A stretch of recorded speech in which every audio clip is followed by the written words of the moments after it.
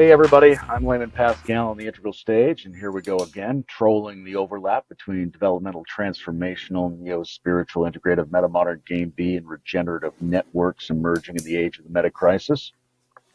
This whole community, this scene, this movement always gets excited when it thinks it's breaking through. And that's partly because coherent evolutionary trans pluralism has some actual answers and an actual ethos that the world might need, but it's also partly because we're pathetic and we get excited when we think people are talking about us. And one of the most recent waves of these mixed fields involved a highly viewed, entertaining, idiosyncratic breakdown of developmental theory on the Home Math YouTube channel. If you've ever been curious about how second tier thinking and meta level categories can help us finally answer that perennial question of where them hoes at, then this is what you've been looking for. I loved it because I'm a notorious misogynist, primarily interested in organic integralites, fresh twists, and encouraging a mutational liveliness that I view as necessary for the, let's say, shamanic unfolding of higher and deeper transperspectival philosophy in the world. So let's get holistic with home math today. Hi, man. How you doing? Hi, what's up? Um, why do you think people think you're a good artist? Because they're not good artists, and they see me make things that look like things, and they go, I can't do that, and they're engaging in some shallow comparison. Mhm, mhm. You know, we've got a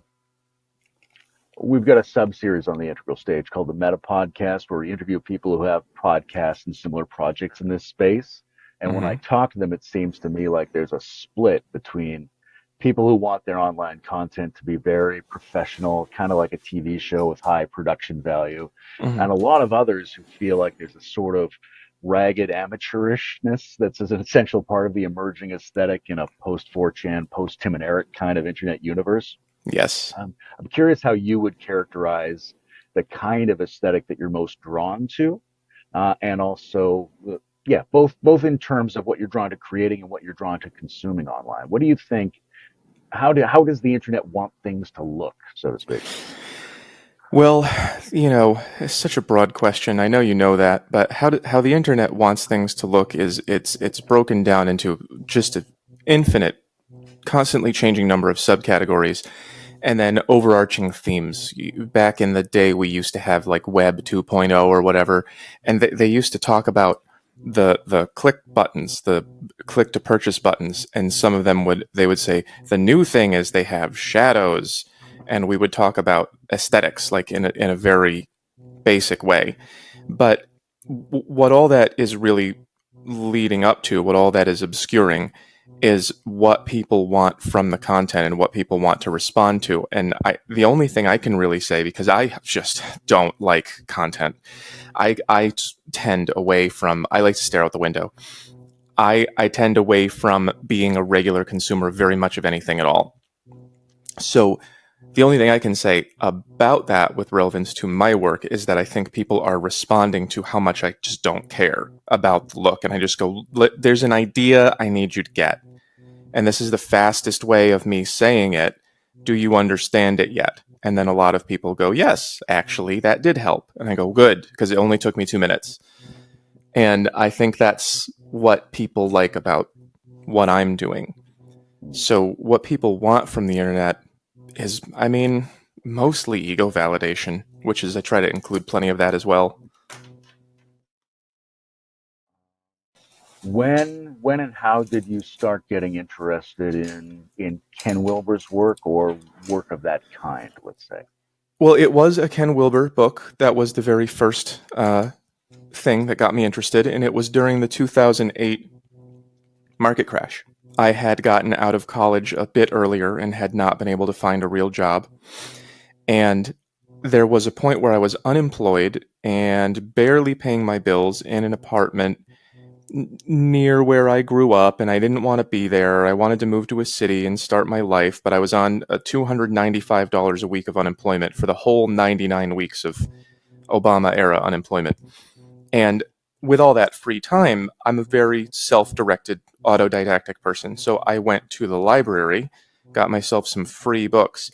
And as I was going through Art of War and A Brief History of Time, I found something with a really, really smarmy looking guy on the cover that said a theory of everything. And I was like, okay, what do you mean? And I read it, and it was the same experience that a lot of people say they have. It was like, oh, this is what I've been trying to say, but not had the words yet. This is what I've been trying to tell people, and someone already figured it out. I didn't know that existed. So from there, I just sort of started consuming more integral content and took steps towards the community for a while. Haven't really been in touch with it for a while, but I got, I guess, enough knowledge about it to make a video that the community is now responding to, hopefully positively. So that's the short story. I'm mostly hearing good things about it. And, Great. I had some Ken Wilber books when I was a kid, and they just had this picture of his head on the front. And I always imagined his neck went down to like a brontosaurus body that was shitting out books. I used to call him the Ken Wilbersaurus. Yeah. And it seemed to me kind of like, yeah, obviously, sure, but I wasn't that interested. And it was years later, after some sort of inner experiences, I got really hungry for like languages to talk about this stuff and people to talk about this stuff with, that I went back to these communities. Yep. Um, Curious what, if any, sorts of inner transformational experiences you might have gone through in terms of starting to feel like, like a perspectival approach to things was necessary in order for you to feel like there was authenticity and explanatory power to a philosophy. Well, one of the things that they say about integral content is that it kind of installs itself on you as you read it. It's reading about development causes development, as far as I understand. I'm not sure if that's what you mean to ask there, but it was just around that time that I begin to formulate this perspective that I have now, that it really is all based on that. There's some old quote that I'm going to not say right about how problems can't be solved on the level that they came from. And you have to develop a metacognitive approach to the problem, because you can't, when you create a problem by doing something, you can't solve it by doing more of it. And that seems to be the only thing that we are doing right now. We have problems in law, so we write more laws and get more problems. We have problems with corporations, so we just make bigger corporations that do more corporation things, and it makes more of the same problems. And I just wish that there was somebody with some degree of wisdom in a seat of power who could say, no, you can't let this run unchecked like that, because that's what I'm trying to draw. This is what happens when you do that. Those problems you have every day, here's where they come from that other thing that you do. So I've always wanted that to be happening in corporations and government and all that, and this is just my best stab at it.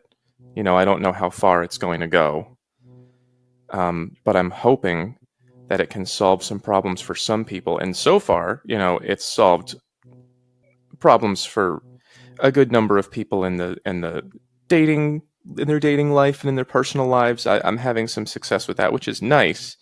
But the dream is, save the world from itself, so it doesn't do what it's doing right now.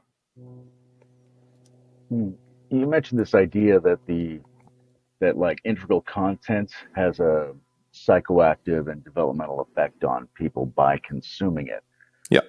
And yeah, there's some suggestions that that might be the case, but there's a reciprocal problem, which is the sense that anybody at any level, so to speak, can use the ideas, words, and structures from any other level. Like at a very low level, you can use a weapon that you couldn't develop at that level. And it's Right. the same with philosophies. So there's a level 3 way of speaking about level 6 truths and a level 6 way of speaking about level 3 truths, etc. I'm Yes. curious how you approach that kind of problem, the difference between, let's say, style and content in terms of the emergence of levels.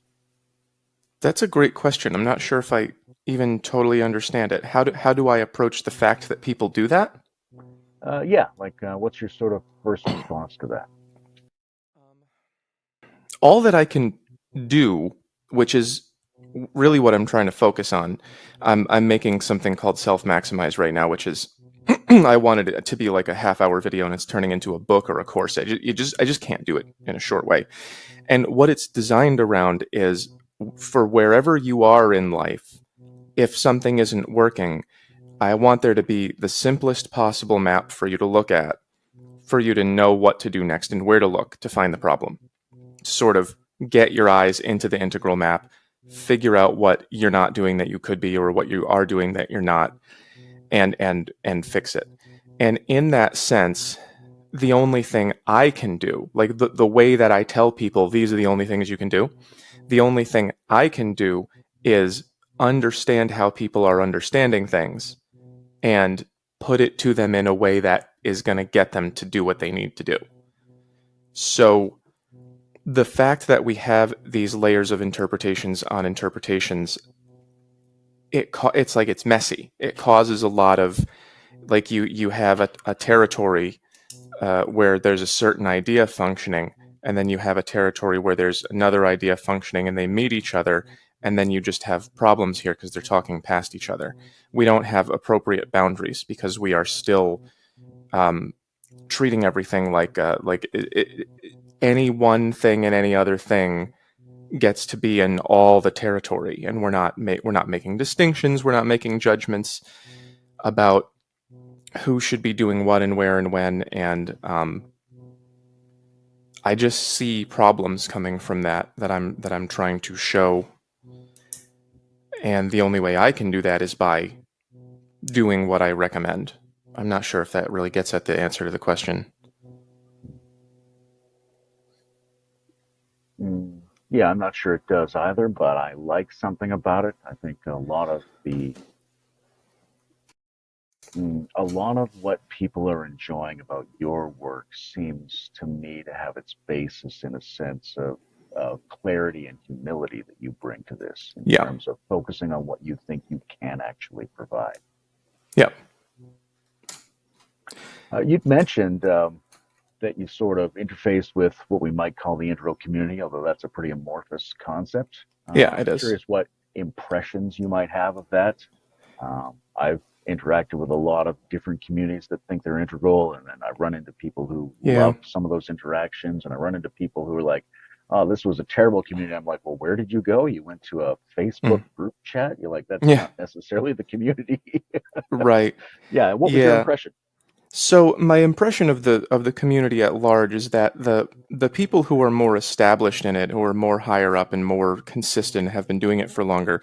They seem really, really brainy, and they seem like they really know a lot of things. It's not it's not super often that I feel like I'm out of my depth, but I do feel like that a lot around people who are really solidly ensconced in the community. So I can see that they're onto things and doing things that could really matter.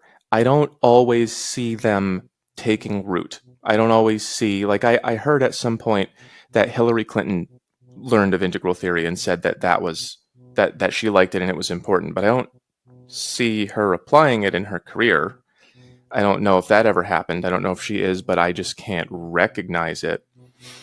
I also saw in the integral community a lot of kind of, I don't want to say a lot of charlatanism, but there are people who will say, I'm integral, this is integral theory, and really it's just like, I want to be your guru for $3,000. And I have, like, early on, I wasn't really able to distinguish between one and the other. And there were people saying, oh, yeah, you got to do this, it's going to transform your life, and it's cost so much money. And I didn't ever know what to do with the I want to be your guru part of the community. I just sort of backed off from it. I see some, I believe that one of the pathologies of what I call level 7, or the second tier teal level, is there's a kind of inauthenticity that's like, I want to be so put together that I'm just going to pretend to be, even if I'm not, because that's what we do at that level. And I think there are some people presenting themselves as, I'm so put together that I can be your leader. And I don't know how to verify that, and it doesn't always seem true to me, and I don't know what I would get out of it, and those are things that make me very wary. So those are the two main things that I've seen. I've seen people who really have a lot of obvious capability, but I'm not able to see how it's making big changes in the world, which is what I want it to do. And then I see some people who I don't necessarily see a lot of capability, but they are taking up a lot of space. Mhm. And so those are both kind of frustrating points for me because I see so much value in the community and the structure and everything. And I have so far, I'm not saying it's not there, but I have so far been unable to see really strong forward motion on getting the principles applied in the real world. Yeah, I think that's a pervasive frustration that a lot of people who are sensitive feel in these communities. I Yeah. look at them mostly as I don't know, like train stations or something. Like the places where people meet around this stuff are not representative of its potential, but they are places where you might meet the couple of people that you're interested in going Hmm. deeper with. Yeah. There's something about that whole like I want to be your integral guru thing. It's Yeah. very interesting because we could be like, well, okay, maybe they're more developed in some lines than others, and so there's Hmm. legitimacy, and we just have to understand that they've got these deficits and these strengths. Hmm. But there's also a kind of, and I think partly because this came out of United States culture at a certain point of history, a sort of um, magical American futurism. We're going to enlighten you and save everything, and Integral should be shiny and clean and the super rainbow that embraces everyone and solves all your problems. Yeah. And that's it's nice, but it's also very fragile. It means that if a little bit of mud gets on it, it looks soiled, and it like Yeah. does the simultaneous, on the one hand, hard sell, which always turns me off, and on the other hand, it then gets really fragile. Like, well, it's over, it's ruined. Ken Wilber was associated with this bad guy or something like that, and it's all Yeah. done. Um, Yeah. yeah. Um, yeah, I'm curious how you like one of the things I've been trying to stress in this community for a few years is that I would like us to be more sort of anti-fragile at the Yeah. cultural level rather than Yeah. trying to just sell the idea that we're good and wise and then collapsing when something goes wrong. We have to anticipate that we're always going to have uh, bad allies and false versions and confusion and mess and somehow make that work for us. Yeah. That's not a question, but Yeah. Well, I mean, I think I can respond to it. That yeah. that concept of being anti-fragile, I always wanted to read that book. That is something that it seems like it's just so valuable to install in anything that it can be installed in. I don't have the skill, and so I can't comment much on it. But I mean, do you have any personal insight into what the difficulty has been of making it that way? Because, again, it seems like we've got some really brainy people in the field. And can they, what have they done to try to make it so that when problems arise, it results in more strength? And why hasn't it, well, apparently, again, I haven't been paying attention for nigh upon a decade. So I don't know if I can say that it hasn't worked, but not visibly to me, at least. Do you have any Yeah, ideas I about think why it that appears that way? I think it's changing a little bit, and I think that change has to do with younger people coming in and people who are adapted to the digital technology a little bit more deeply. It Hmm. seems to me that there's an older, bookish, kind of bureaucratic, mostly white segment that really predominated for a while, Hmm. and that they have like a dry aesthetic and a concern about making things seem kind of professional and nice and marketable. And Yep. they're very put off by like the kind of people who read the YouTube comment section and lament about the decline of civilization, which is an understandable emotion. But Yep. people who come up through that start to think of it more as a playground, as something you can work with. Sure. But So, also, I yeah. just think there's a lot of, how to say this, too urban, too mental. Um, Sure. people not Kind of. not growing up People, with an aesthetic that suggests that they should get a little bit messier and take more social risks in order yeah, to participate. yeah, kind of sterile. And some people use the word egghead. They say there's like that it's a bit intellectual, that it's that there isn't actually quite enough enacted integral behavior, because it's like you get up to the brain level and you just thinking and thinking and thinking and thinking. But I had a dream about this back when I really first learned about integral theory. I was reading the Ken Wilber book. I had a dream where I was in my car on the road, and the roads were splitting off into the distance. Let's draw the sun there, and there was just traffic jams on all these roads, and nothing was happening. And like, spaceships came down and started abducting the cars, and I had to get out of my car and go over to this grassy hill, and there was this big tower that stuck out of it, like a big blue metal tower, and I had to go around back and climb up this ladder, and I went up into the clouds, and because I was trying to see the problems. And when I looked down, I couldn't see through the clouds, and that was the lesson, that you get all the way up there and you can't really see what you know need to do anyway. So I was down here and the problem was here, and I said, well, I better go up here so I can figure it out, but then it's not visible. It's only visible from down there. And that's a lesson that I'm not sure if I don't really know if I've integrated that. I'm trying to do that with the way that I present my work, because it's very accessible, which is, it has to be for it to work. And I think it's having some of the intended effect, but I'm not really sure what it would look like for it to be fully working. So, I don't know. I think that's the principle that we're talking about.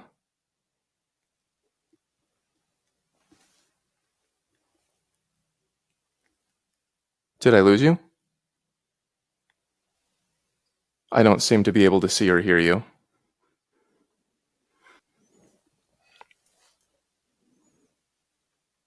I hope I didn't disconnect. Yeah, yeah. Yeah, it was only about. Yes. So, did any of that get recorded? Did you lose me the whole time? Okay. So, yeah, I had a dream back when I started learning about integral theory. About, I just drew some roads here. There was a traffic jam on them. There were spaceships abducting the cars, and I had to go climb up a tower. Okay. It All now right. looks to me like it's functioning. Sorry Okay. about that. It's all right. Maybe you could tell us the dream again Sure. for the third time. Sure. So the dream was in response to a question about kind of accessibility, or do you remember what the question was exactly?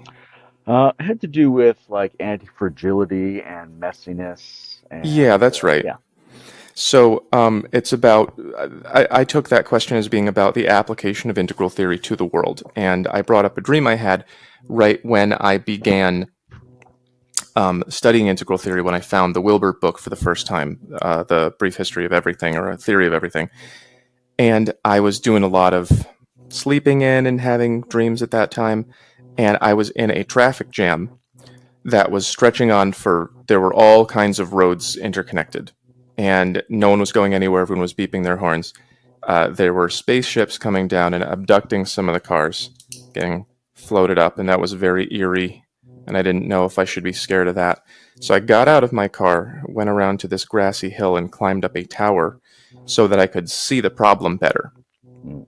But when I got up there, the clouds obscured my vision, so I could not see. And the lesson, I thought, was you can climb your, it's like an ivory tower. You can get up there with all of your knowledge and your understanding, but if you're not in the traffic jam, then you can't solve the problems. You won't even be able to see it. We sometimes, I think that we can see things from up here, but it doesn't work until you go try to apply it and see what the problems are. And it makes me wonder if what I'm doing is an appropriate application of this. Am I in the traffic jam, or am I staying too far back because I'm just on social media? Is this something that other integral people are doing or not doing in the world? Um, it makes me wonder how we would apply that principle, and how it looks to do it and how it looks not to do it. Yeah, yeah, I love that. It reminds me of I'm a big fan of the early 20th century spiritual philosopher Gurdjieff, and Mm-hmm. he's got a book called Beelzebub's Tales to His Grandson, where uh, the devil lives on Mars and visits Earth at various periods of his history. Mm-hmm. And one of the things they talk about in that book is that even though sort of God at the center of the galaxy sends his angels to try to help the Earth that's gone Mm-hmm. off course, they keep failing because they're not actually embedded in the system. And it Yeah. doesn't matter what a high level of being you have, in the phrase of that book. Yeah. If you're not from there, you don't actually know how to solve the problems because you haven't actually lived or embodied the Yeah. problems. Yeah. Yeah. I like to fantasize sometimes that that's me, that they put me in a human body to go deal with these problems, and that's why I just want to leave. um, I like to think of myself as being that special sometimes, because it gets me through a couple hours. But yeah, I mean, I think that's exactly it. I think whether that's a metaphor or true, and man, I hope it's true, because that would be way more interesting than what we're doing right now. It's really important to have the emotional experience, to have the physical experience of a problem, because looking at it intellectually, I call my channel Ho Math, and there's a series of reasons for that. Basically, someone said I didn't expect to wake up to Ho Math this morning, so I just kept the name, and I thought it was hilarious. That's how Daft Punk got their name too. But the way that people use math as slang on the internet, it just means like a style or a type of thinking.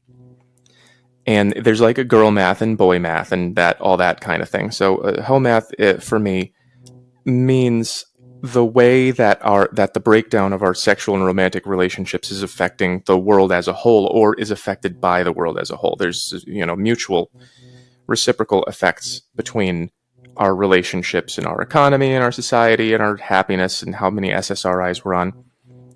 And it's that the math part of it is what's so important. You can't do the math without being in the numbers, in the territory of the substance that the math is being done on, because a part of it is the feeling of it. It's not just how things work. It's not just looking at how things work and coming up with solutions. It's the interior feeling. If you don't understand how unpleasant something is, you can't give people a solution that's going to be unpleasant for them. They won't want to do it, and you can't understand why. I think that that's something. I've had some experiences lately that are revealing to me really clearly that contemporary science just lacks a grasp of why phenomenology is important. And they ignore the phenomenological experience of subjects in the social sciences and also of the scientists. And they sort of just say, well, my interpretation of this is correct because I am a scientist.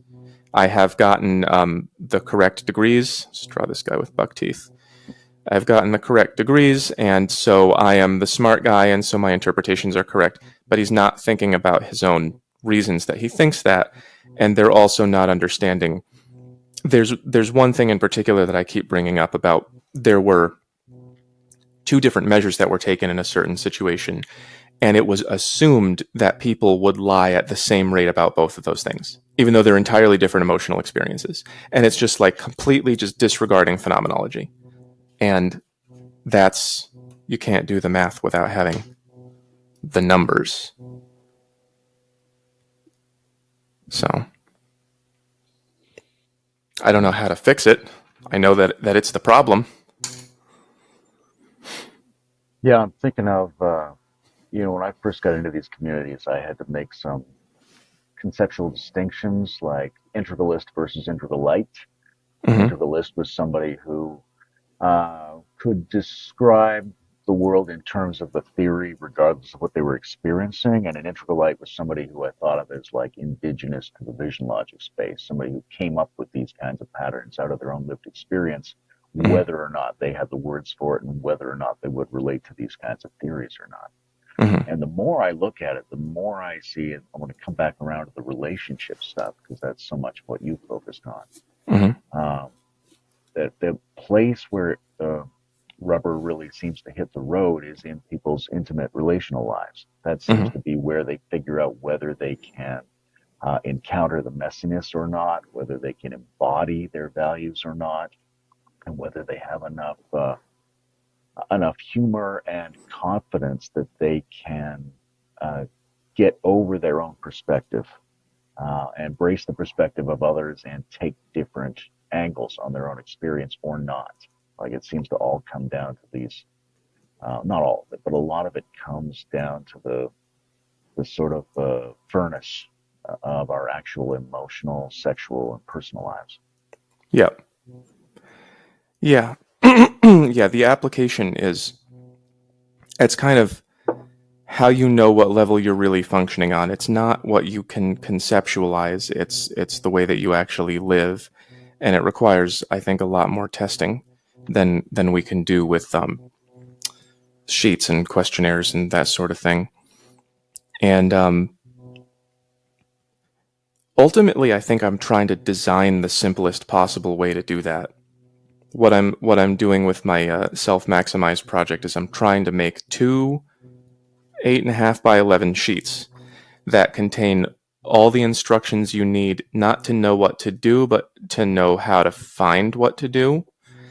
And I'm hoping that eventually I can have a system that will direct people to understand what are the lines between, your responsibility and the responsibility of the world. You can't err too much in either direction. You can't take responsibility for what really belongs to someone else, and you can't give your responsibilities to someone else. And that part gets really, really fuzzy, and it's where we make a lot of our mistakes. And I think that really what we were talking about earlier with the different perspectives on perspectives overlapping and creating messy areas, I think what it really comes down to is boundaries.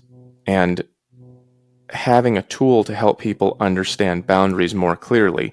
What is on me and what is on you? I think that might be the number one most important thing to install as a feature of dealing with that aspect of can you live your values or not? Well, what does it look like to live your values? Whose responsibility is this problem? And how do we tell?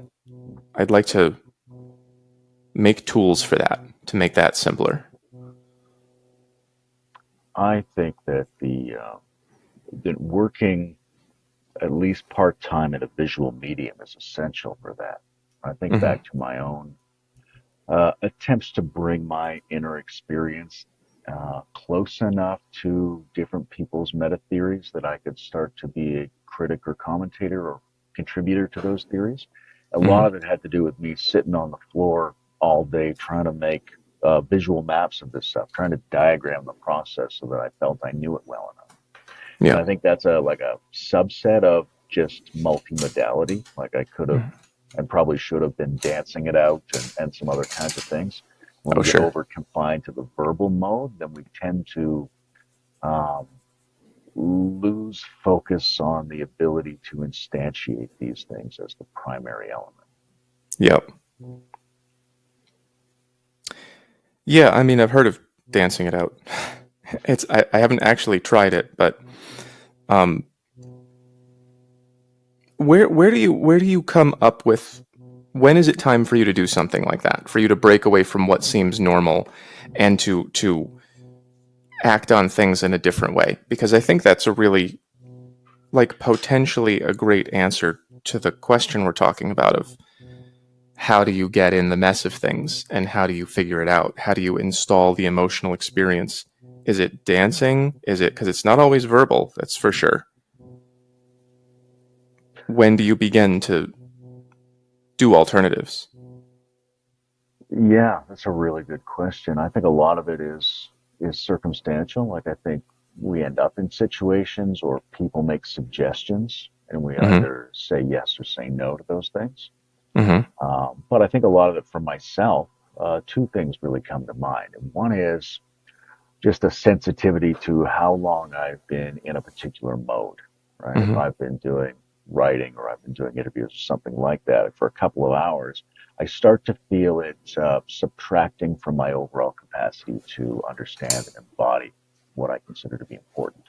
Yeah. And so if I can note that and also like kind of be an asshole about it, like really hate the fact that that's happening to me so that I have enough Mm-hmm. energy to break away from what I'm doing and go and do something else, which for me a lot of the times is relational or sexual or yard work or hiking or drawing or all that kind of stuff, like domestic worldly tasks. Um, Mm-hmm. and there's a learning there. I think is that if you get the balances right, there's a pleasure to it. And then you start to become like positively addicted to that. So then you're agitated when you're off course. And then that is a signal to you that you have to shift your modality. Okay. So you think we kind of have a an internal barometer for when we're on the trail and when we're not? I think we can develop that barometer if we put the experimental time in. Okay. I think I can agree with how that feels. I don't have the experience or the wherewithal to comment on it further, but I think I feel it. I think that getting at that very pre-verbal part of the brain, maybe it can only be measured by your satisfaction with what you're doing. Maybe that's the only way to know if you're really on the trail.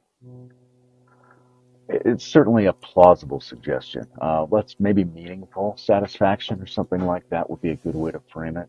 Mm-hmm. Jordan Peterson has this really interesting theory that meaningfulness is kind of like the dashboard indicator light of how many different scales of your life you're engaging in flow in through the Mm-hmm. current activity, if that makes Mm-hmm. sense. So if you're doing something that benefits you in the moment, then you feel a certain amount of meaningfulness. But if it also benefits you over like the next year and the next 10 years, that kind of thing, then you feel a more intense meaningfulness.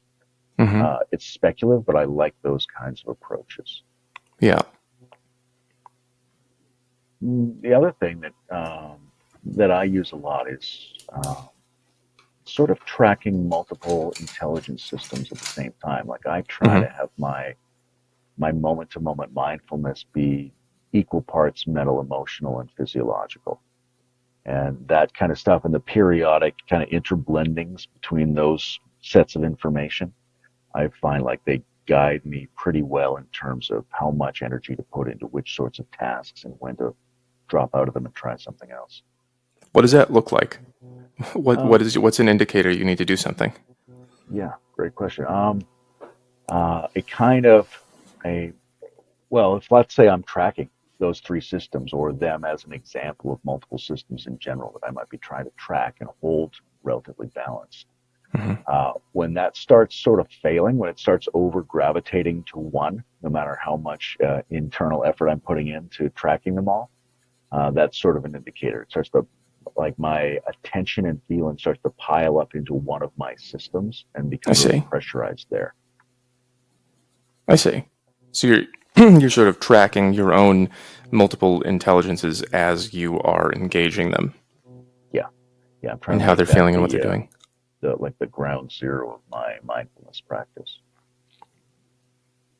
That might be something that I should start. I think I've got one or two of them that are just on all the time, and the rest have been waiting. Uh, I'm intrigued by how all this stuff comes into the dating world and into the home map.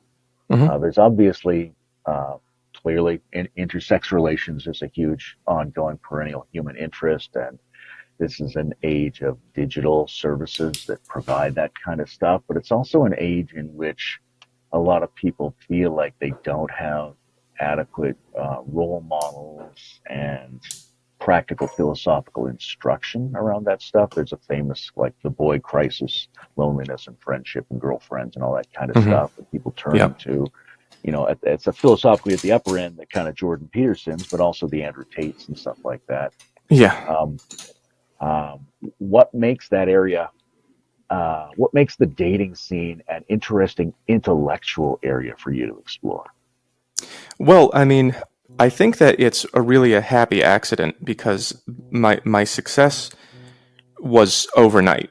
It wasn't something that I really planned out a lot beforehand. I was trying to begin my life coaching practice, and I had a video that was unrelated to it just blow up. Got 3.8 million views, and it was just a crack about some girl asking where are the men with no hose, and I just drew for that for her where they are. You're not answering them on Bumble.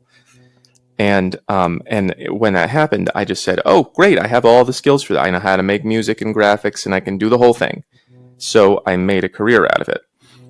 It's a very happy accident because I think that sexual energy is, in a Freudian sense, what fuels everything. I think that everything we do matches or mirrors or maybe grows from our sexual strategy. Whatever it is that is your survival strategy has to also be a reproductive strategy, whether that is the way that you find mates or the way that you whatever, or the way that you support other people, like an uncle role or an aunt role. Everything that I believe that everything we do emerges from that because it's all survival based and it's all shaped around that. So having the opportunity to be known in the space of this is how we find people and being a sort of a para reproduction guru or whatever I'm doing, it's my ability to clear up mysteries for people, to help give direction to people in that area. It releases so much energy for them and brings it into what I'm doing that it is it's just sort of perfect that that would be the way that I found to apply my skills. So I don't think I could have asked for a better place to start. I think it's got the most pent up energy in it and the most ability to work with. Yeah, seems like it's a perfect convergence for a number of facets of your experience, and also it's a perennial battery for human activity in general. Yeah. For me, it's also kind of essential to community building. Like, one of the things that's really sort of farcical about new thought, new culture communities is Mm-hmm. they constantly use the word community. It's aspirational, but generally we don't have communities. We have idea exchange networks of various Mm-hmm. kinds. I Yeah. used to say that unless we're hiring each other and dating each other and buying each other's old sofas, we don't have a community, because it's those Right. life things that community generates itself out of. So I think um, the sexual and the dating and the mating and the family raising is where we have failed to put our primary attention, and therefore we don't really have community at this level. And if we don't have community, it's not really entering the world, these ideas. Right. Yeah, that's where the rubber meets the road is when you actually are expending energy on someone else with the trust that it's going to be worth it, which is what nobody does anymore. As time goes on, we're so much more isolated and atomized. Even when I lived in a city, it's always been such a strange thing for me to live in a really big, busy city with people all right next to each other, and they don't want to rely on each other for anything, and they don't want to know each other, they don't talk to each other. And even when I had a lot of friends, there wouldn't be a lot of mutual involvement. You know, there would be a point where I'd know someone for a certain amount of time, and then I'd try to go deeper with the relationship. And hey, here's what's really going on with me. And they go, whoa, whoa, hey, hey, hey. You know, the community seems to not exist at all for a lot of people. There doesn't seem to be community at all. They have only superficial relationships. This is where we get the loneliness problem. This is where we get people who don't have real friends, people who haven't dated in years. It's because we're not like we used to have communities that were so strong that your parents and someone else's parents would just decide who you're going to marry. And now you can spend your whole life on dating apps and going on dates and spending. You can spend your money and spend your time, and some people have no success ever. Whereas we used to just have, you used to get plugged in. This is what happened with me and job searching. I have, I think, a lot of skills that could have been used in the job market, but I was just left on my own. Just send in applications, and they just no for 17 years. So that disconnection, I again don't really know how to fix it, because when I have tried to do it, people seem averse to it. So I don't know how you would operate on that. But yeah, the lack of it is maybe the disconnection point in everything, or one of them. I'm not sure what to do about it. I wish I had more answers than questions. I think that's always the case. Yeah. And it's increasingly the case at so-called higher levels. One Yeah. becomes mystery becomes more workable. It doesn't get removed. Mystery becomes more workable? Yeah, sort of. Yeah. Yeah. Yeah, I think I would agree with that. I just wanted to make sure I heard you right. Yeah. Yeah, it becomes more pliable, but it's still there. Yeah. I'm curious where you find, or how you find yourself oriented politically. Like there's always numerous meta modern integral political conversations going on, and one of Mhm. the things that comes up a lot is this sense that MAGA and woke are often the same kinds of people exhibiting roughly the same paper, chunking the population the same way, just with Yeah. different symbols on their flags. There's a kind Yeah. of a crypto-centrist, post-pluralist integral movement. There's a Hmm. meta-progressive integral left. A lot of interest in, what's sort of false conservatism and false progressivism and that kind of stuff. Hmm. What are your general? Do you have a general political sensibility? Not really generally. There are a lot of things that I know how I feel about them. Um, I'm very reactionary against what we refer to as wokeism. It's a lot of not true things. I don't believe that you can begin with something that's not true and get something good. I don't believe that. And in my experience, the most woke people will say and believe or pretend to believe things that it's obvious you don't think it's true. It's really clear you don't think that, but you're doing it to fit in. I'm oriented, against the kind of harm that that's causing, for sure. I don't really see myself as being particularly left or particularly right or having a particular party affiliation. One thing something that I believe that's pretty unpopular is I don't understand how it ever got to be a popular idea that everybody should be able to have political power. People don't understand what's going on. And people, they want to understand what's going on. Everybody wants to feel like, I know who should be president, but very few people understand what the role is and what it does. And I think this idea of everyone is entitled to participate in the political process doesn't yield very good outcomes, because you're kind of asking the average person at that point, not what do you want, but how do we get it? And they don't know that.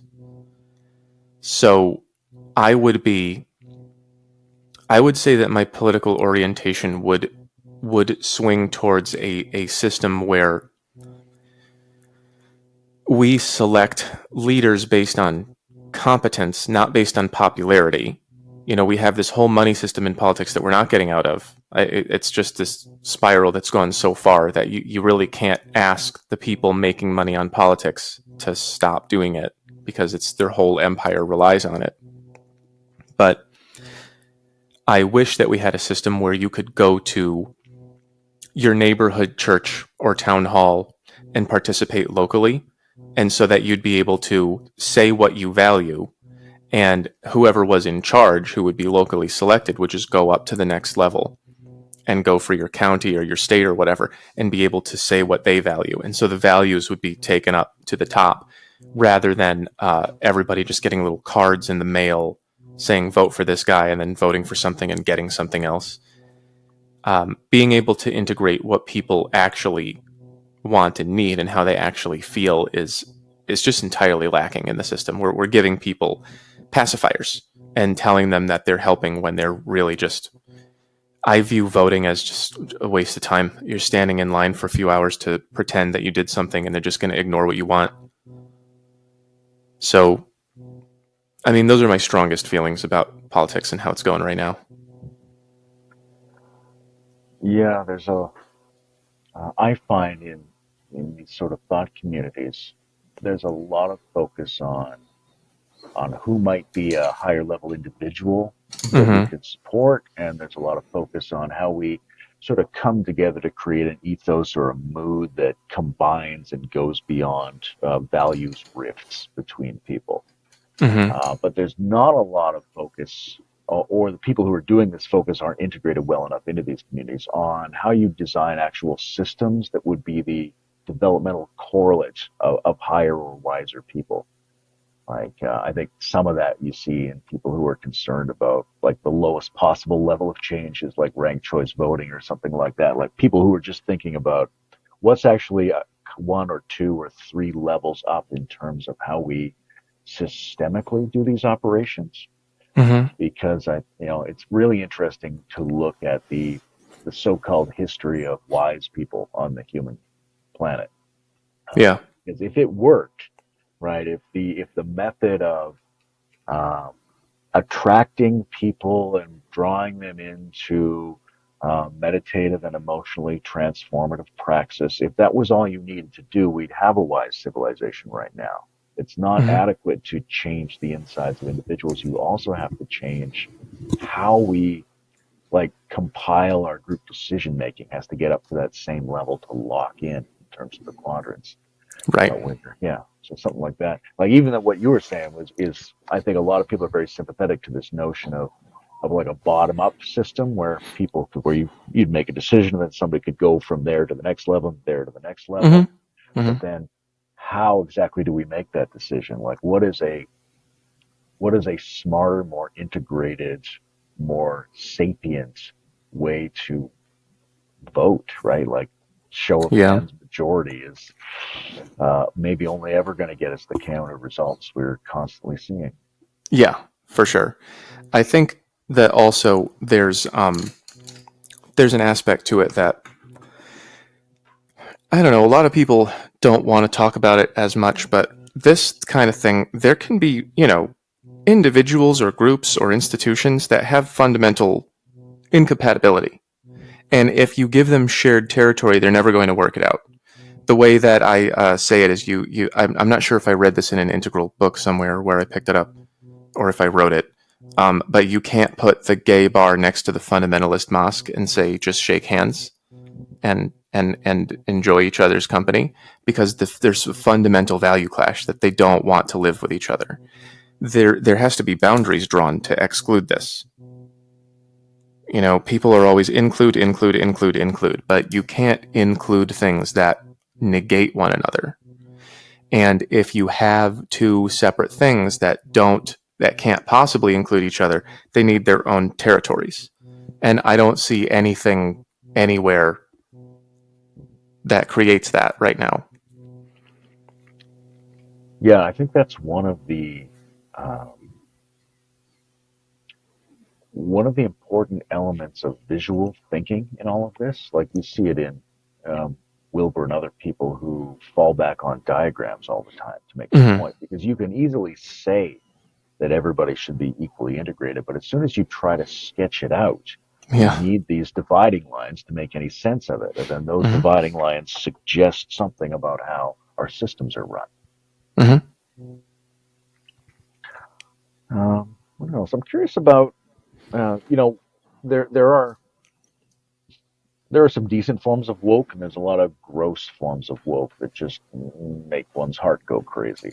And Yep. there's something similar between woke and like the sort of red pill concept of like, Yep. oh, I've Yeah. woken up to the biases and distortions in the system, and now I'm gonna Exactly. fighter against those things. There's a great meme from the movie They Live with Roddy Piper. I don't know if you've ever seen it. Love that movie. Yeah, great. So the meme is that he's got the sunglasses and he takes them off as in the movie, but then he's just got another pair on. And so the GIF just goes over and over. He's just taking the sunglasses off forever. And that's what people don't understand. That's what the red pill people don't understand is like, okay, you've taken off one pair of sunglasses. Now you're wearing another and you're not looking at that one. They think that there's one thing blocking them from the truth. And then once you get that one thing out of the way, then you know the truth. Well, you just know a new truth. People have to understand that the person who's doing the seeing is the thing that's making the seeing. And it's a very difficult thing to get across. With the red pill stuff, like both of these sides, you're right, they have a similar aspect where they believe they've found the final truth, and if only everybody adapted to it, everything would be good. I refer to red pill as boy feminism, which is, they've become the thing that they hate. And what I really don't like about it is that the red pill originally from the Matrix, it meant facing painful truths. It meant whatever the truth is, I want to know it, no matter how hard it is. And the guy, he wakes up and understands he's just been in a machine his whole life. And the red pill people don't want painful truths. They don't want to say anything difficult. They don't want to focus on anything difficult about themselves. They just want to feel like their way is the good way. So the language gets frustrating. The language around these things gets frustrating. It can become very difficult to talk to anybody involved in it. It can be very difficult to talk to anybody who is. There's definitely a tribalism on both sides, and then there's values like I would rather have the tribalism of one side than the other, but I don't want to live in a place that's run by tribalism, and it seems like we've slipped back into that. I don't know if there was ever a time in my life where people were, in general, mature adults who could have conversations around the Thanksgiving dinner table without shouting at each other. But I like to imagine that there was a time where we could have done that. And it seems like we're getting farther away. Yeah, I don't know if it was there in the past or not, or whether that's just a way of situating our aspirational hopes for the future. But it certainly seems like in like a Marshall McLuhan sense, the onslaught of the digital media has disoriented everybody. So whether we had it before or not, we have to figure out how to do it using our new sense-making tools, which seem to be siloing us against each other. Yeah. I think about this in a technological sense a lot, and I have ideas for dating apps that might solve dating app problems. I think that there are ways to use technology that, if it's not oriented towards profits, if we put profits at the top of the pyramid, then it's going to subordinate everything to profits. If we put, I also draw a book. If we put our way of life as the top of the pyramid and you subordinate everything to that, then the technology can bring people towards being smarter and more productive and everything like that. I hear stories that in China, TikTok is showing children videos about patriotism in science and math and art, and in America, it's showing children videos about girls with half their clothes on and people shouting political opinions, and it's just like Jerry Springer garbage. And if you privilege whatever people pay attention to, that's what you get, because the lowest possible things get the most attention. In an individual life, we have to control ourselves, and you don't just eat ice cream every day because it's the most stimulating thing. You have to make better choices. But when we get into the technology, it's just ice cream every day. We're making that choice, and we don't have to. And I don't know how we could do it, or if we could do it, but I would like to see us use technology to automate the improvement of people. to automate improving their decisions and only offering them good choices. I always think about this in terms of grocery stores too. When you go into the grocery store, if they're offering you 95% healthy options and then the junk food is just in one little corner, it's really easy not to buy the junk food. But if you go in and it's like the healthy stuff is over here, and this is all the processed bad for you, artificial everything, then people are going to buy a lot more of it. The exterior that you offer people is going to influence a lot of their choices. If you make it difficult for them to find the things they need, they're not going to find them. If you're offering people this constantly, it's what they're going to find. If you offer people this constantly, it's what they're going to find. For the life of me, I don't know how we got to a point where we're not offering this. Do people not see the value? Do they not care? Are we run by people who think it's funny that they're giving everyone garbage because they get to make money? Do they think that there's a value in that? I wouldn't think there was a value in that. I don't care how much money I got. I wouldn't want to ruin a nation by filling all the heads of everyone with garbage. I don't know how we got there, but I'd like to see if we could use the technology that is currently operating to turn that around. Yeah, my sort of sci-fi fantasy for years has been some kind of uh, well-informed, constantly updated automaton of myself that uses the internet because Mm-hmm. I can't possibly, an individual can't possibly make use of the system, right? It would have to run 24/7 and scan so many things that my ability to think of what I want and turn that into words and type that in and evaluate the results Mm-hmm. is a joke. It's so inconsequential. So Yeah. it would have to run all the time, and it would run all the time based on a profile of me that it has, and I would be able to offer feedback as to whether I thought that was successful. And that feedback could come from both my consciousness and also brain scans and also what's happening in my life and that kind of stuff. Mm-hmm. But then you need something like, at least integral theory, hopefully something even better to be the profile of the individual that uses that system, as Mm-hmm. opposed to the way the state or a corporation might profile you into a couple of clunky variables. Yeah. And it has to be understood as a constantly evolving profile as well. Mm-hmm. And in the fantasy world, you have like autonomy over that information profile, and you can like share it out in various ways to participate or get to participate in other sort of social things. Mm-hmm. So there's a lot of ways to imagine how that goes. I'm really curious what what does your fantasy dating site look like? How does it operate? The main selling point is that you have limited options, and so does everyone else. So you need to be very careful about how you spend them. There needs to be some kind of investment so that people can't use it and all the other sites. It would be like you spend money on it or something, or I don't know how we would not allow people to use the other apps, but it's a work in progress. But the selling point would be when you're talking to someone, they don't have 1,400 other matches. There's limits. You can only talk to the people that you really seriously want to talk to. And that would solve, I think, a lot of the problems of people being flaky and people trying to get away with things. There's always guys trying to get away with, cheap hookups and letting girls think that there might be more. Um, there's girls that just want free dinners. There should be something in the technology that punishes that kind of behavior and makes it not worth it to do that. And that would be the selling point. So anybody who wants to behave like that would just be not be using that app because it's not going to get them what they want. And then you're going to have those people clustering on Tinder or whatever is the other one that where they allow that, and you're going to have the more serious people come to the one that works.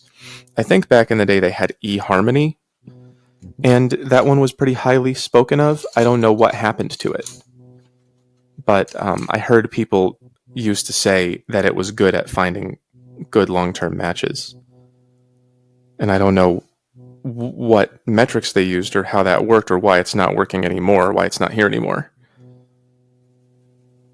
Yeah, that could be circumstantial economic stuff, but also it Yeah. seems like there's been a degradation in the ability of search and matching functions because the incentive is to make them not work really well. Like Mm-hmm. my personal story is from a couple of years ago. My lawnmower broke down. I decided to get an electric string trimmer to cut the grass, and so I Mhm. ordered one. I bought one, and in the subsequent months, I got this flood of advertising for this particular product from Mhm. various sources. Right, so it had heard me or tracked me, but nobody needs one less than a person who just got one. I'm actually the Right. worst possible target for this advertising, Yeah, but that was they very don't dumb. care because I'm not paying them. The advertiser is paying them. So they are Right. incentivized to make it look like I might want that when clearly I don't. So I think Yeah. there's been a diminishment in the ability of algorithms to provide to the user what the user is actually looking for. Yes. I've definitely noticed that. I've definitely commented on that as well. There was a very long time that I never bought anything that I saw from an internet ad. I think the first time it happened was in like 2015 or something. And yeah, I bought a car a little while ago, and then I started getting ads for cars. It's exactly the same thing. Like, you think I want to? The lack of integration, the lack of ability to see through the process to understand what is the right way to target attention, it feels like it is all based in siloing. It feels like it's all based in people trying to make the technology work for me versus the technology working together as a whole. And the way my mind works, I might be wrong about this, but the only way I can think to solve that is through law. That if you're going to use technology that has this kind of power, you have to do it responsibly. You can't just fool people into thinking this person might want to buy a car when they just bought a car. That seems immoral. It seems like not the right way to use technology to get more money for yourself in a way that is guaranteed not to be giving the customer what they want. It's not a good target. And that, as an example, is I think what's happening with technology in general. It's delivering the information to the wrong places because people are just being kind of, I don't know, like ratty about it. They're just saying there's a way I can direct money towards myself. And I don't know, can you make that illegal? Can you detect it? Can you ban it? What can you do about that use of technology? There was something, a story that I'm not sure if it's true, but it definitely sounds true. It feels true. There was a story I heard about um, an AI Gordon Ramsay. They had AI create Gordon Ramsay and have him promote something, and there was a girl telling her boyfriend that it's just AI and it's not actually him, and the boyfriend couldn't get it, and he just kept saying, "It's Gordon Ramsay says he likes it, so it's good, so we should get it." And he even when she told him what was happening, he wasn't able to snap out of it. Um, if that is true, which it definitely feels true, is that the future that we're preparing for? That people are going to be walking around repeating whatever it was that they saw on the phone? Is it going to get to the point where it's going to start fooling smarter, more sophisticated people all the time? Is it? Is it? It feels like that's going to remove all of the value from society if it hasn't already gone, if it hasn't already been turned into plastic and thrown into a pit somewhere. It feels like that ability to deceive and to redirect value, because it's all about value. That's something that I want to make a video on. I want to really clarify for people what value is and how we create it, and how you should not waste it, and how a lot of people feel entitled to value that they didn't actually do anything for, and how a lot of problems in humanity are that you got to get up and go through your day, and you have to work, and you're creating a certain amount of value by doing that. Imagine throwing 99% of it away. Life would be impossible. So then, look, this wastes value, that wastes value. The dating app does it this way, the government does it that way. I want to popularize that concept and clarify that for people, because that seems like something that is a really integral part of why life is getting harder. That value is just being wasted by directing it to places where it has no benefit. Yeah, I agree. People don't think think through the dynamics of the effort involved in the production of value. and the way they Hmm. have to hold that in their consciousness, and the fact that they need to progressively take sovereignty or agency for their ability to access value, because the Yeah. systems we've got set up will just degrade that over time. And the Gordon Ramsay thing, I mean, I heard somebody told me the other day that a fake Joe Biden had made robocalls telling people not to vote in a primary or something like that. That kind of thing, the ability for all information to be simulated and manipulated is growing stronger each day. And I feel like the culture is feeling it, like we're feeling disturbed, we're feeling weirded out by things, but I don't think we're conceptually taking seriously enough the fact that all information is going to be unreliable very Yep. soon, and we have to adapt to some alternative form of sense making to get through that. Yep. I had a friend a while back, really when I just started learning about integral in about 2008, 2009, and she was way ahead of the game. She was urging me not to consider any information valid unless I could see it being created. So if it's being posted on the internet, is it live? Are you sure it's live? Is this coming directly from, could it have been altered? Could it be? She was of the opinion that, and it's gets into conspiracy theory territory, but she was of the opinion that they already have all of the tools necessary to make anything look real.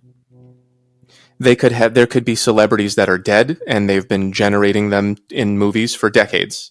There could be no Jim Carrey. None of us would ever know. Um, the fact that we are obviously trending towards that technology means that it can be created. If it can be created, maybe it's been around longer than we know and they've been using it without us knowing about it. And we're just kind of gradually catching on to that. So she lived a life where she didn't consider any information true unless she could verify, you know, where it was coming from and where it was being created. And that's a very low information life, which sounds relaxing, to be honest. I think I might be pursuing a low information life soon, considering where I want to be living. And it might just be, I might just want to chop wood for the rest of my life because there's not a lot of worry about whether or not it's wood, it's just there. Yeah, there's a lot of this stuff that can't be addressed socially and conceptually and digitally. It's that our ancestors anchored this stuff. But our ancestors are fascinating to me. I do a lot of sort of, I don't know, meta shamanic activism, something like that. Hmm. But Hmm. being immersed in ecological environments counterbalances this to a significant degree.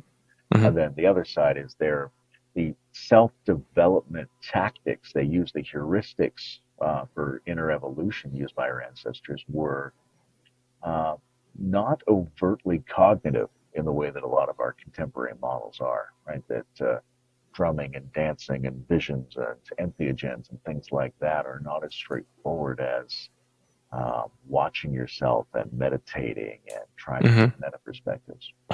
Yeah. Yeah. But there's Yeah. another. Yeah, sorry. Go ahead.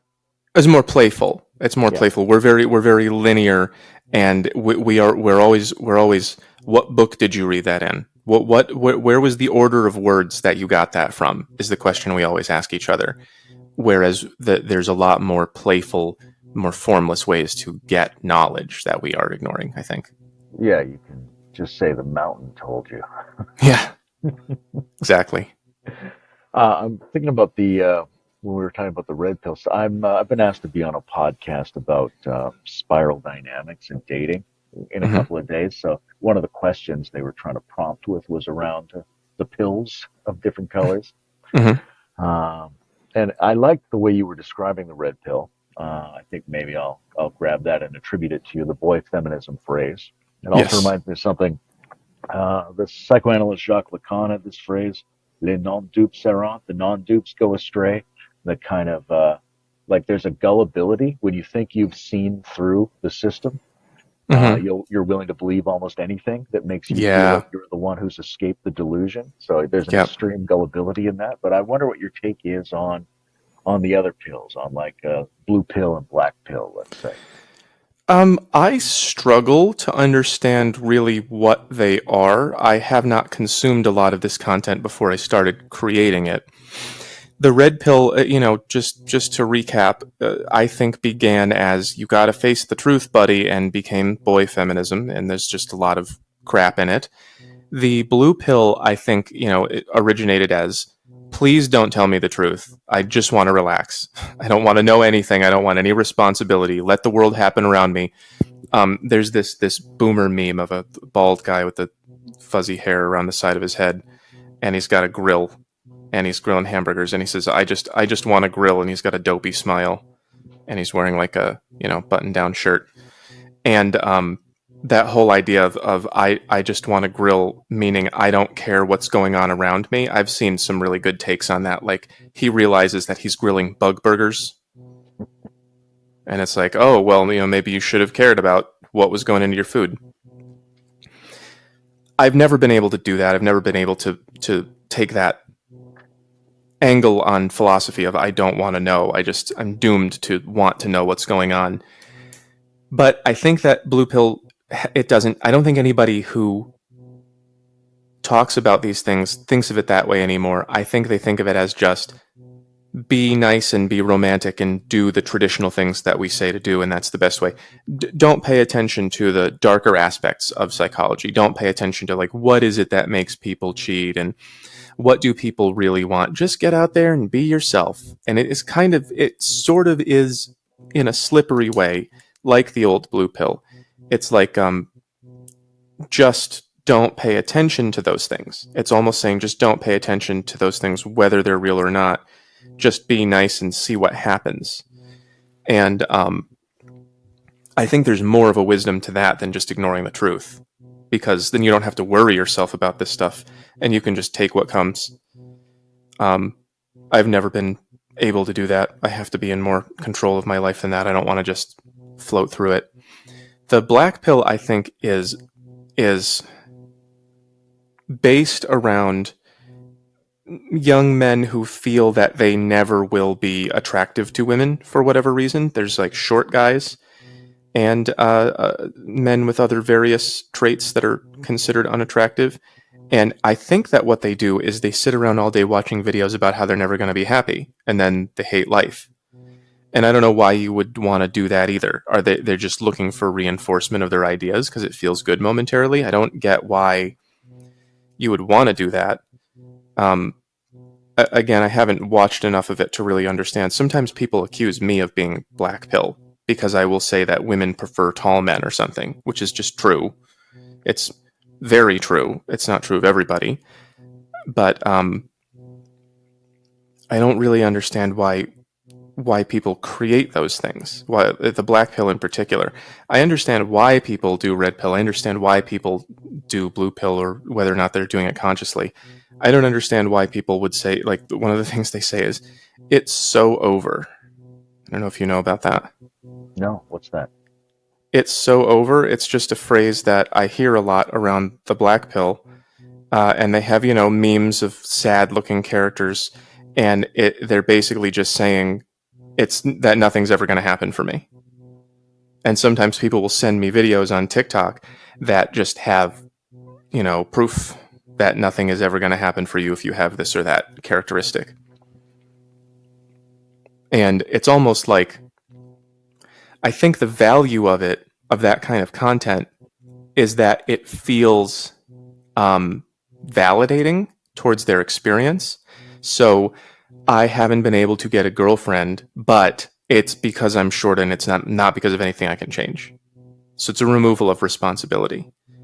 And I think that that's, the great irony of all of this stuff. Like, we have so much information and people are not using it to take more responsibility. They're using it to take less, to satisfy their egos and to ignore what they could be doing better or different.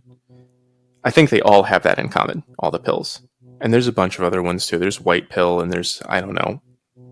I have less to say about them as they get more and more obscure. Yeah, preparing for this thing, I've been trying to imagine what I think would be turquoise pill or some kind Hmm. of higher level pill. Hmm. What would be what would be the kind of pill you could get behind? I always tell people that I'm clear pilled, so just like a dotted line. And what I take that to mean is that whenever you get to the pill part of your consciousness, where you're deciding what it is that you believe, you should probably just try to ignore it. Whatever it is that you believe, try to forget it and just look at what you're seeing, because there's a lot of really just jaw-dropping crazy things happening right now where people will see something right in front of their faces and you're seeing it with your eyes, and then there's words next to it, and then the words say something that's not the thing that's happening, and they believe the words instead of what they're seeing right in front of them. And that capacity of the human mind really makes me not feel comfortable. I don't like that. There was something on Joe Rogan, I think, about how there was a video of something that had gone wrong in China that was the responsibility of either the CCP or a Chinese corporation of some sort. And there was a video of something clearly like illegal or that shouldn't be happening. And they showed it to an official who was responsible, and he said, I don't see what you're saying. And they're both watching the video, and he goes, I don't see that. This looks fine to me. And then move on to the next thing. And it was just like sweep it under the rug. That ability of words to hide perception in consciousness is what is going to happen anytime you think you have a pill. Anytime you think you have it figured out, anytime you have a belief set, your belief set is obscuring something. And that's the clear pill. Get rid of it. Stop believing things. Just look. Yeah, I like that. It's got a nice Taoist edge to it. Reminds Yeah. me of I had this friend, and she and I used to meet at the museum in Victoria where we lived. And so very often I'd be there with a coffee early. And so I would see people coming through the museum, and it included a lot of groups of kids who'd been brought by their school. And I would watch them. They'd been given pieces of paper. They had to like prove they'd seen and learned things. And they would run up to exhibits and they would see the exhibit for a fraction of a second, and then they would read the card that names the Hmm. exhibit and write something down and move on. And they hadn't seen the item at all. They'd moved Yep. immediately to the naming function, which seems, Yep. I mean, it's fascinating when we think in terms of developmental depth because it's a slightly additional function. Yes, people who are more cognitively and emotionally nuanced are able to make these distinctions and fold more information in. But the problem of our sense making getting hijacked by words and symbols seems to exist at just about all of the levels. And to Hmm. kind of negotiate whether you're really able to understand what you're viewing from your level or whether you're like just replacing it with some sort of superficial arbitrary simulation that might Hmm. even cause you to function at a level lower than the one you're capable of seeing the world through. Yep.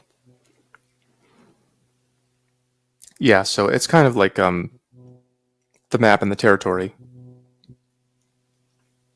if I'm hearing you right. Yeah, and obviously maps, I mean, maps can be their own kind of territory, and both maps and territories are useful, but when you look for the territory and find the map instead, but treat it as if it was the territory, then we've got a problem. Right. I think a Right. lot about, somebody told me this about trans fats, that they're not toxic, but they have a toxic effect on your body because they take the place of healthy fats. Yep. And I'm very interested in the way that What is the socially difference? superficial, symbolic, and verbal content sabotages our ability to understand something, even though it might be Yeah. valuable on its own. Yeah. That sentence, that phrasing makes it sound like it's fine to eat them. It makes it sound like it isn't toxic. It just has toxic effects. Well, what is the difference between those things? Is it bad for you or not? Yeah. Yeah. So that diversification of symbol sets is what is making things really hard right now. And I think that times were better in a spiritual sense when we had a unification of symbol sets. It's the Tower of Babel. This is what I always tell people is that, you know, Whether or not you want to believe in any part of the Bible, literally or metaphorically or anything like that, there's a lot of parts in it that definitely replicate themselves in our world. And it might be something that just humans do over time, and that's why they wrote it down. It could be like the tsunami in 2004 that killed a bunch of people in Southeast Asia. They had signs, they had the ocean, and then they had signs saying don't build past here, like ancient signs saying don't build here. And they ignored the signs and they put in, hotels and towns and everything. And then the tsunami came. And the sign was the ancient wisdom telling people what to do. How much of that is in our books? How much of that is in things like the Bible? How much of that is the Tower of Babel? Doesn't that just maybe say don't build here, don't smash everything together and diversify your symbol sets, because then people won't understand each other, they'll talk past each other, and then everything's going to fall down. It seems that way to me. I don't know how to communicate that to people, and I don't know if it's too late to do anything about it. I don't know if it's like a genie out of the bottle effect, or if we can recontain things, or if we're just, again, maybe that's why I'm just so drawn to chopping wood. Maybe that's the only way through. Just make sure you can start a fire and kill a moose. I think there's going to be a lot of opportunity for fallback and drop out of the system. I think Yeah. people are working on some alternatives, but those will be small, local kinds of projects. In terms of turning the whole thing around, I think we're going to have to go through the jungle and restart at a different scale, right? Like Mm-hmm. we're going to have to come to terms with the new technology and also come to terms with being kind of planetary, which means being transcultural. But for some considerable amount of time, being transcultural just means that every possible variant of culture and language is going to be getting in each other's way Yep. and making it all seem kind of hollow and valueless. Yep. Yeah. That's the part that's not fun. The hollow and valueless part. That's why I moved. You do a kind of performative pseudo anonymity when you show up online. Is that uh, based in how you feel about yourself, or is it like a performative character move that's become your style? Or It's a part of my style. I also don't really want people knowing exactly who I am. I don't know how easy it would be to find out. I just don't like saying things that are true, because then people try to make life hard for you. And I just don't, I want to distance myself from it. So I don't know how pseudo it is. I hope it's not a lot less than I think. But I just kind of want distance from, I want to be able to talk at things, you know? And I'm not sure to what degree I'm going to go get involved in it. It's still within the first year. I don't know what's going to happen. I don't know if I'm going to go be talking on stages and, arguing with Ben Shapiro or whatever at some point. But yeah, the reason for that is it's mostly just personal comfort. It doesn't, it's nothing to do with my conception of myself. I have a very big ego, and I believe I should be listened to by all. It's not based in any kind of shame or anything. It's just based in, like, I'm just kind of tired of the whole thing right now, and I'd like to be able to talk without being present as much as possible. no, I like it. It's distinctive, and like you said, I think the distance is important. I mean, one of the arguments about the difference between reading books and using digital technology is that books give you a kind of thoughtful distance from the content where you can try to Mhm. make up your own mind, and digital media tends to be so immersive, it's difficult to find the thread of your own perspective. So anything that Yeah, allows us to do that a little bit better seems useful. yeah, for sure. Um, I guess we're coming to the end of this. One thing Yeah. I'd like to say is that I appreciate um, your humor, particularly where it's like self-deprecating by being anti-self-deprecating, Hmm. because I think it gets to, and a lot of people who are capable of higher vision and larger philosophical frameworks it's easy to accuse them of thinking they're smarter than everyone else or thinking they're Hmm. special, and that's partly true and it's partly not true. So Yeah. owning that is just an immediate great pressure release valve for all that shit. And I wish Yes. more people in the intro community would just show up and say, "Hey, we think we're smarter than you." Yep. Yep. I'm glad that you recognize that. Some people think that I really mean it and they're not seeing the subtle irony. Like I do think that I'm smarter than whatever 90 whatever percent of people. But also, I want you to know I know that so that you know where I'm coming from. And some people just completely miss the second part. So yeah, appreciate that. Um, Anything else you want to talk about before we finish up? I mean, I didn't come prepared with questions. I just kind of, would really love to know everything about what the community thinks about what I'm doing. I want to get any corrections. You know, I've had a lot of people in my inbox saying, I think maybe say it this way.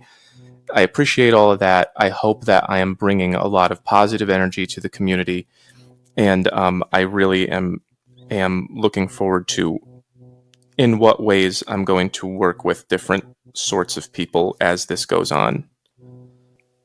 So I don't know specifically what to ask about any of that, but it is what I'm curious about in relation to.